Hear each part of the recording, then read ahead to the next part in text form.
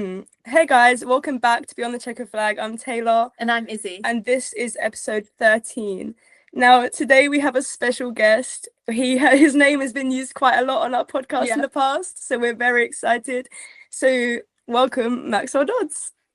Thank you for having me. I'm thinking that I've surely got to be up there with like the best guest that you've had so far. Absolutely. Yeah, for sure. You're fully There we go. There we go. I like that. How are I'm all right. Thank you. How are you guys? Yeah. Good. We're good, thank we're you. good. Just to start off, what do you think has been the most memorable part of your career so far?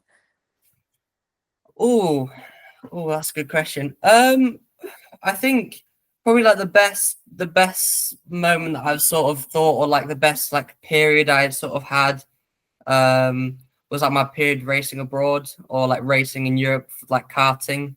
I think you always hear like basically every driver say that their like karting days were the best days that they have like in racing, and I can't really pick like one moment from that, but that sort of 2 years abroad, like 2019, 2020, that was probably the best time that I've had like driving. So yeah, I'd say in that time period. Yeah, for sure. Yeah. So what was it like going from karts into single-seater racing? It was, yeah, I mean it was definitely difficult. I mean, luckily I had a bit of like bit more of an easier transition because I did Jeanette Junior, so it kind of broke that barrier a little bit. But obviously F4 is quite different to Jeanette, and obviously when I had a couple of years off of racing, and then jumping into a single seater, having not driven for like 2.5 years, it was quite hard. So, but yeah, no, it was. To be fair, I think it made it quite easy. The fact that I was just so excited to drive it, then that it just felt quite easy. So yeah, no, it was yeah, it was cool. Have you got like a favorite track that you have raced on, or Yeah, I do. It's a really random one, and like no one's like ever heard. Well, if you've watched international race, you may have heard of it, but it's called Alahama. It's in Finland. They host the World Championships there, and it's like just this like nuts track. It's got like it's got like a bridge, but then you go like right under the bridge instantly. It's got this like really long left-hander.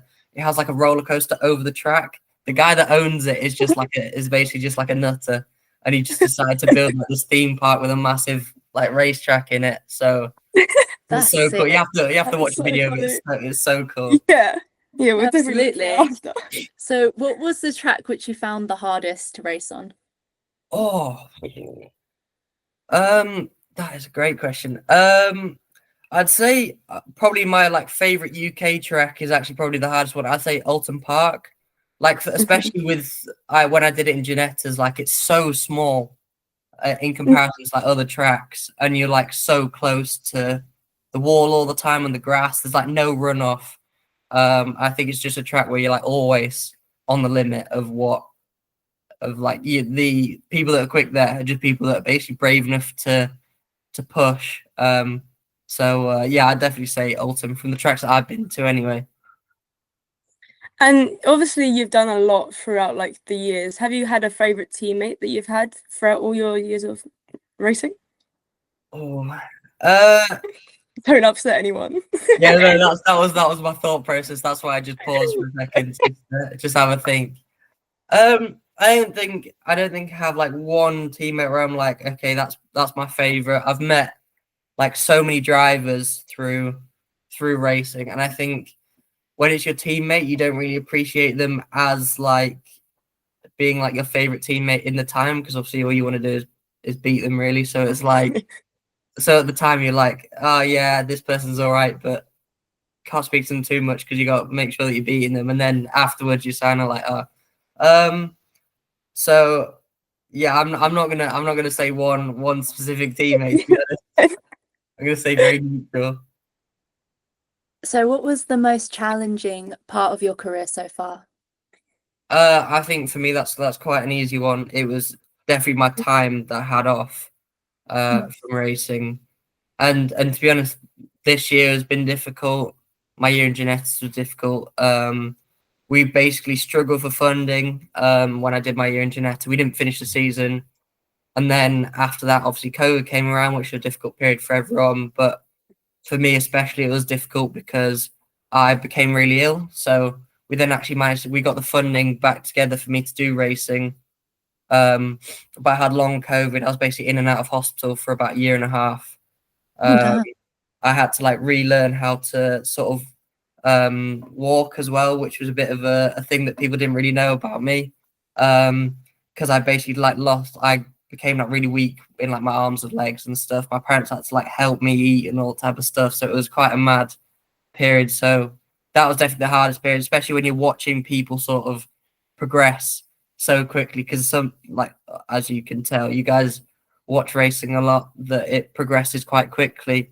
And when you're basically stood still for 2.5 years, you feel like you're getting left behind quite a bit. But I'm back now, so I guess that's all that that's all that matters. That's absolutely mental that you've been able to do that, though. Yeah. Like, not a lot of people would be able to have that strength, so good on you. No, thank you. I appreciate that. Have you got any like pre-race rituals that you'll do before a race? Like, is there a song you'll listen to or anything you do to like give you luck? Not necessarily. The thing that I do, and you'll see on lots of videos, especially from karting, because they show you on the grid a lot more beforehand than they do in, say, like F4. Usually in F4 and Genesis, the first thing you're shown on like TV and stuff is just you on the track or doing your formation lap and stuff. But I overthink massively. So I was like, my sort of rituals to always be the last one in the car or cart, anything like that. So I would just wait as long as possible. My engineers would get so mad at me for it because they obviously they hate the fact that obviously in karts are a little bit easier because you could just jump in, but in obviously F4 and Genetics you gotta get strapped up and stuff. And I'm always like waiting right till the end to like get in. So they hate that. But yeah, that's probably it's probably become more of like a superstition more than like a ritual now. But yeah, probably that. Fair enough. So what do you think for fans which watch racing is like a common misconception which they have? Because I know I do it. Like if I watch F1, I'm like, oh, they could have braked a bit more in that corner or something. But like, how does it actually work? If that makes sense. I think when you get to sort of the top levels of motorsport in every like category, there's like all drivers are capable of being in F1, I would say. Within reason, obviously you get a few, I'm not going to name names, but you get a few that probably shouldn't be there.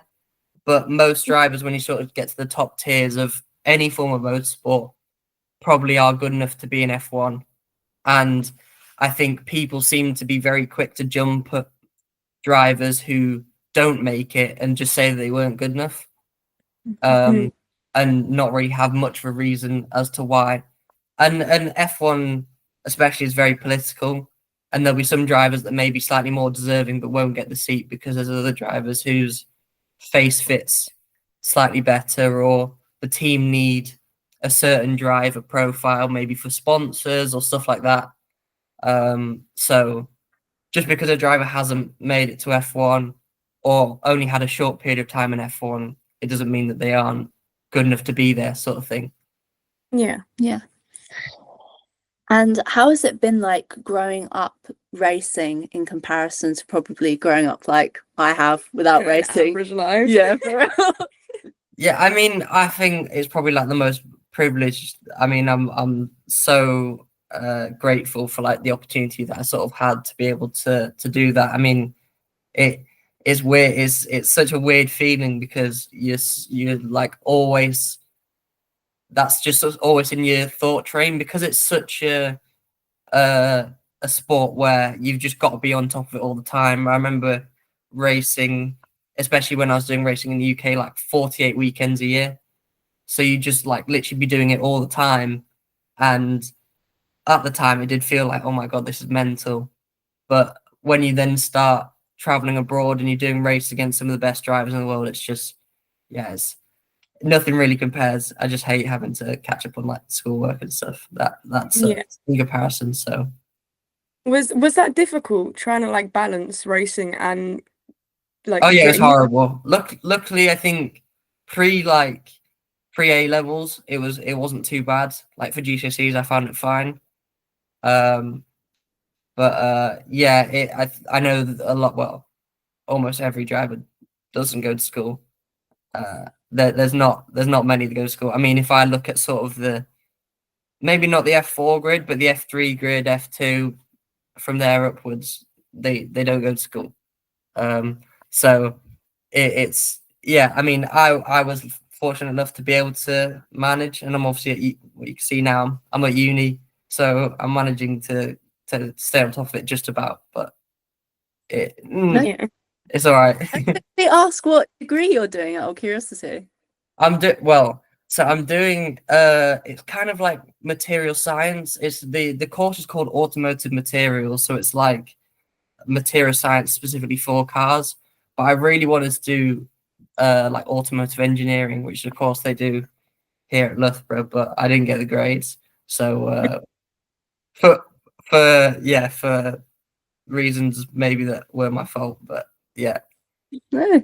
Yeah. So you're Loughborough Uni at the moment? Yeah. It's done. It's been okay. It's been okay. I'm not gonna say like, oh, go uni. It's like it's okay. I mean, I think it's definitely for some people.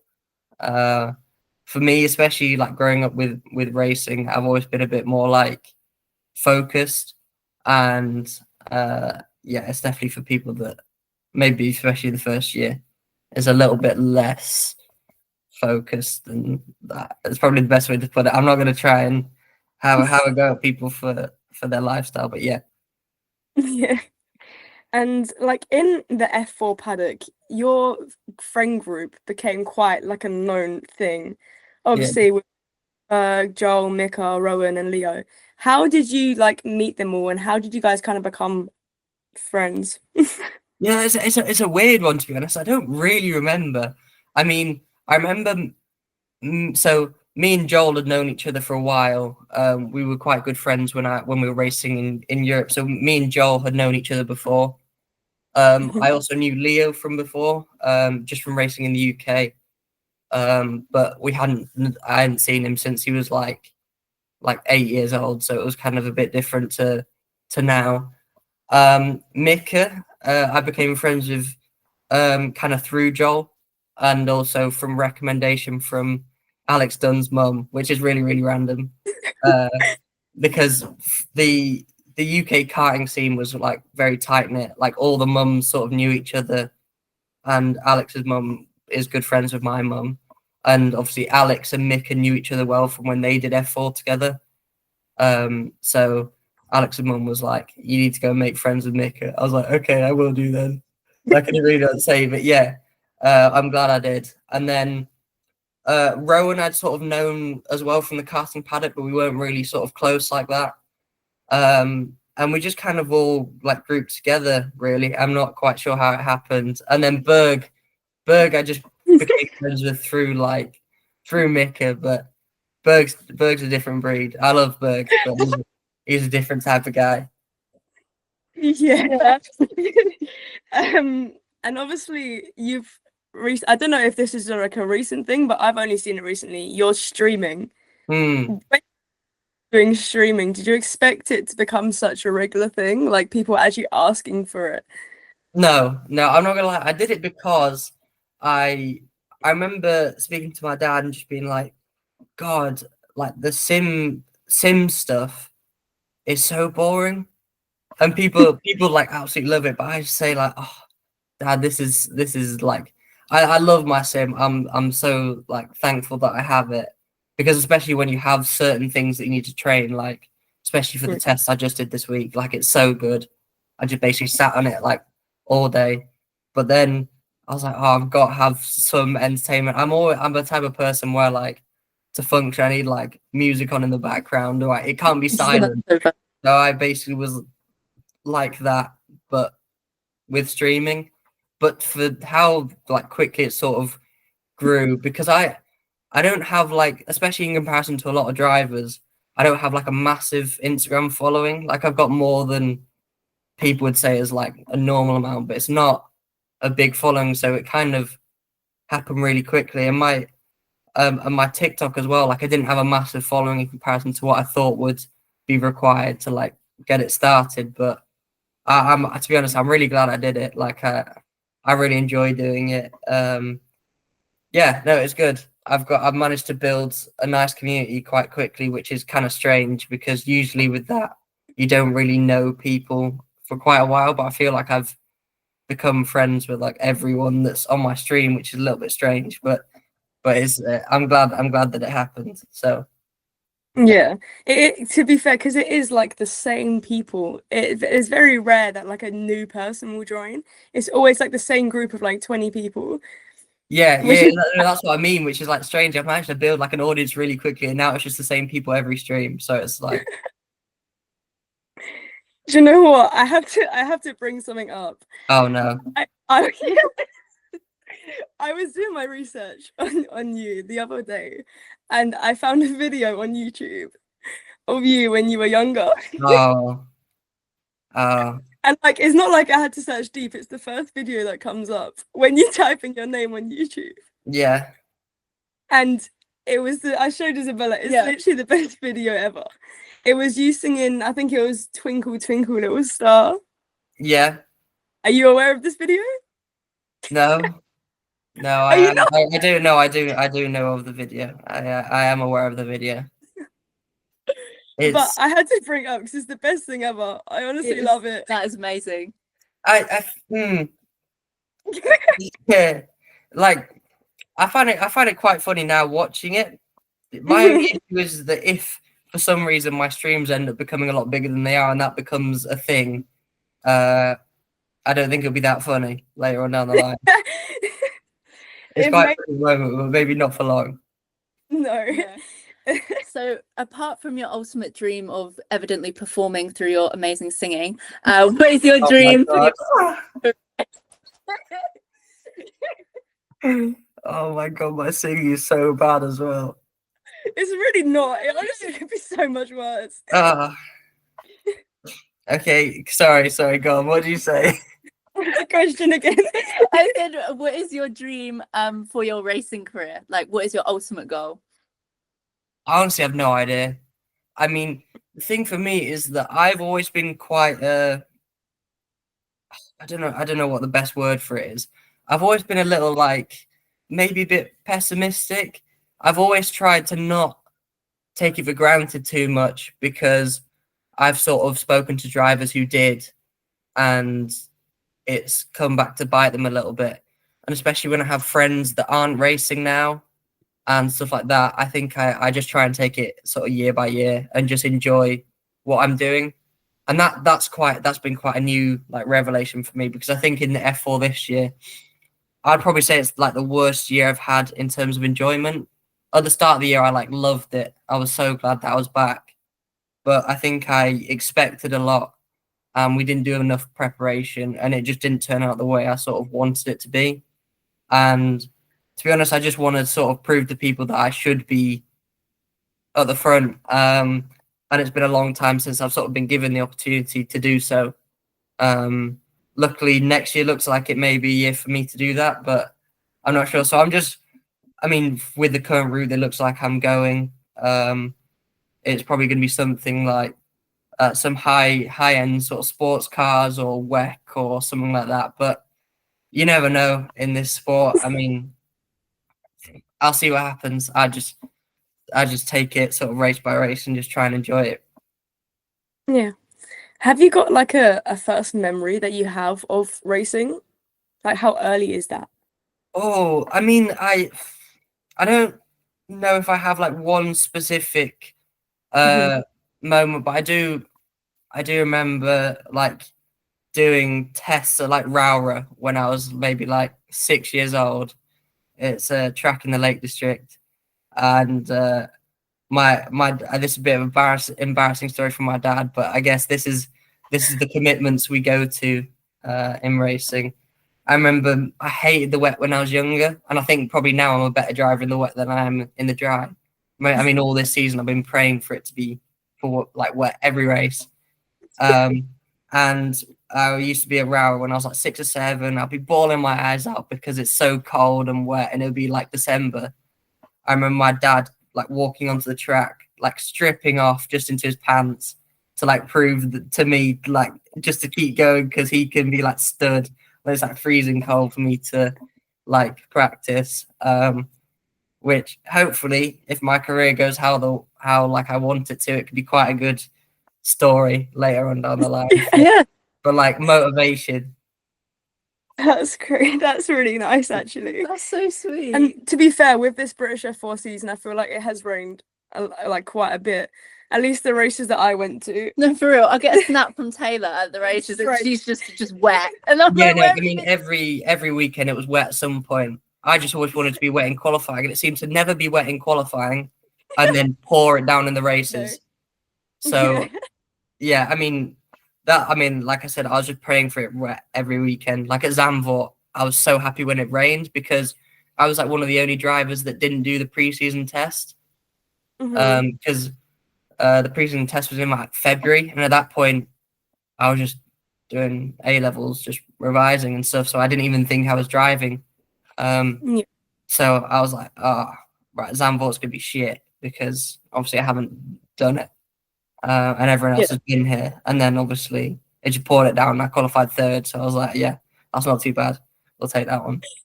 Yeah, a track you've never been to. That's mental. Yeah, that is mental. So what do you think next year is looking like for you? Is there anything you can actually say? Anything you can tell us? Not really. Yeah, I know. I obviously, if you're anyone listening, actually, can I say that? I was gonna say our group chat name, but I don't know if I should say that. Join the group chat, and you get insider info. But apart from that, I can't really say much. You get like videos and stuff, but to be honest, it's more because I actually don't know. Than me being able to say. But I do have a very exciting test that has been lined up, which is pretty mad that it's happened after only doing one test in the car that I did this week. And it's with a very good team, which was kind of a surprise and quite a well-known team. So I'm excited for it. I got contacted by someone who very high up in quite a famous formula team, who, not to go back into formulas, but they also run a sports car team. So yeah, that's something that's in the works as well, but I can't say too much yet. That's fine. You'll see soon.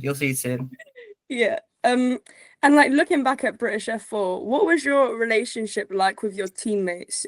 You obviously had two teammates. Did you guys get on, or was it just like solely competitive? Yeah, no. I think it was actually a bit different in F4. This is probably the first year where I've sort of like really, like, not that I didn't beforehand, but like got to know my teammates quite well, because I think we were all at different stages in our career, where prior I'd always had teammates where we were like really competitive, and I think this year was slightly different because we all had a different amount of testing done and we didn't really know what the standard was going to be like. So I knew Martin from beforehand. We did like one race together when I was in energy, and he was in energy and karting for a long time, so I knew him from them, and I knew he was a good driver. But I think with the amount of testing and stuff he'd done pre-season, we knew that he'd probably be, especially come towards the end of the season when everything sort of comes together, he'd be fighting a little bit further forward than we were, just because I didn't do the same number of days practice. And then Fu, I love Fu, man. He's just so nice. Like he really tries. And I think he's done an amazing job this season. To say that, I think 2 years ago was the first time he'd stepped in anything, and up until the end of like last year, he'd only driven rental karts. So he went from rental karts to F4, and I don't think he did a bad job, to be fair to him. So I think he'll come good. He'll be a good driver. Yeah, that's crazy. I didn't know that, actually. So what is like your racing inspirations? Who do you look up to for like racing? I mean, so it's kind of boring. I do I do really like Senna. I mean, he's not on my wall. At home, I have like a massive, like over my bed. I don't pray to it, but he's like above my bed, and it's just Senna, a Monaco. I used to like obsess over it when I was younger. I'm looking around because I don't know what I've got here. I used to have on my boots in Ginetta. Senna used to be on my boots, like he was painted on my boots as well. Yeah, you'll have to. I'll try and find it. I'll send it to the group chat later. But Yeah. I'll try and find that. No, that's valid. I'm a massive Senna fan. I saw the series recently on Netflix. I haven't. I've been really busy this week. Nice, it's so good. Like, is it good? I need to actually. I've got like nothing on today. So. Have you seen the documentary? Yeah, like so many times. Yeah. No, I do film studies and we study Capadia, so I got to watch Senna as like homework. I was like, oh really? That is so cool. And it's very similar in some ways. Like the ending, guys. The ending. I nearly cried. Well, no spoilers, but I think we could all guess what happens. So yeah, that's maybe. No, like it's just about his life. Like yeah. So I actually did see something. They were showing Snetterton, and it was like with like mountains. Oh, I saw that TikTok actually. That is quite funny. Yeah. A bit far off, but it's crazy. fine. They filmed like England in like Ireland. I was like in Derry, like yeah. Now this is quite a random question, but if you could have a meal with 5 drivers, dead or alive, from any series, who would you choose? That is a great question. I'd say so. One would be Senna.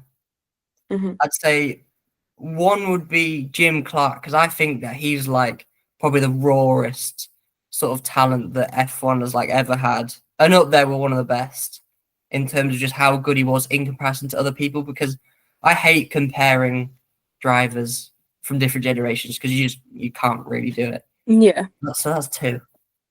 Colin McRae, because I think that's just like he's just a nutter. I think that's so cool. And then I'd say Sebastian Loeb from like WRC, so the World Rally Championship. Obviously he's like absolutely dominated that for like so long that it's just mad. And then the last one, I don't think I'd want any current drivers there. I just think that they're just different now.